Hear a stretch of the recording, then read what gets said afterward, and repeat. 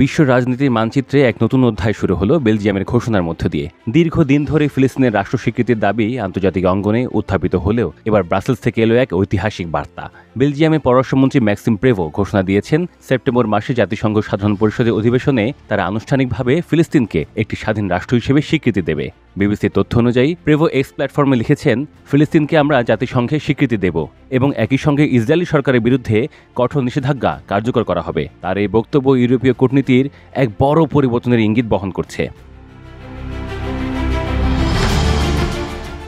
এর আগে জুলাই মাসের শেষ দিকে ফ্রান্সের প্রেসিডেন্ট ইমানুয়েল ম্যাক্রোঁ জানিয়েছিলেন, ফ্রান্সও জাতিসংঘ সাধারণ পরিষদের অধিবেশনে ফিলিস্তিনকে রাষ্ট্র হিসেবে স্বীকৃতি দেবে। সেই ঘোষণার পর থেকে 12টির বেশি ইউরোপীয় সরকার অন্যান্য দেশগুলোকে একই পথে হাঁটার আহ্বান জানিয়েছে। প্রেভোর ভাষায়, ফিলিস্তিনে বিশেষ করে গাজায় যে মানবিক বিপর্যয় চলছে এবং ইসরায়েল আন্তর্জাতিক আইন ভঙ্গ করে যে সহিংসতা চালাচ্ছে, সেটির মুখে বেলজিয়ামকে কঠিন সিদ্ধান্ত নিতে হয়েছে। একদিকে ইসরায়েলি সরকার, অন্যদিকে হামাসের সন্ত্রাস। এই দুই চাপের মাঝেও আমরা আন্তর্জাতিক আইন এবং মানবাধিকারের পক্ষে দাঁড়াতে চাই।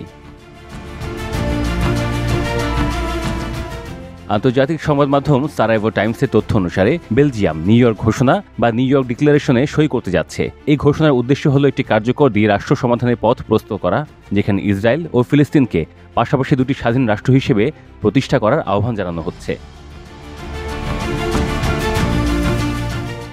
শুধু বেলজিয়াম বা ফ্রান্স নয়, কানাডাও জানিয়েছে তারা ফিলিস্তিনকে স্বীকৃতি দেওয়ার প্রস্তুতি নিচ্ছে। যুক্তরাজ্যও জানিয়েছে যদি ইসরায়েল গাজা উপত্যকায় যুদ্ধবিরতি সহ একাধিক প্রতিশ্রুতি না দেয়, তবে তারা ফিলিস্তিনকে স্বীকৃতি দেবে। জাতিসংঘের হিসাব অনুযায়ী বর্তমানে 3/4 সদস্য রাষ্ট্র ইতিমধ্যেই ফিলিস্তিনকে স্বীকৃতি দিয়েছে। ফিলিস্তিন মুক্তি সংস্থা 1980-এর দশকের শেষ দিকে ফিলিস্তিন রাষ্ট্র ঘোষণা করে, কিন্তু পশ্চিমা বড় শক্তিগুলো দীর্ঘদিন এই বিষয়ে দ্বিধায় ছিল। এবার পরিস্থিতি ভিন্ন। গাজায় লাগাতার হামলা, শিশু ও নারীসহ বেসামরিক মানুষের প্রাণহানি এবং আন্তর্জাতিক মহলে যুদ্ধবিরতির আহ্বান উপেক্ষা করে ইসরায়েলি সামরিক অভিযান চালিয়ে যাওয়া পশ্চিমা দেশগুলোতেও চাপ বাড়ছে।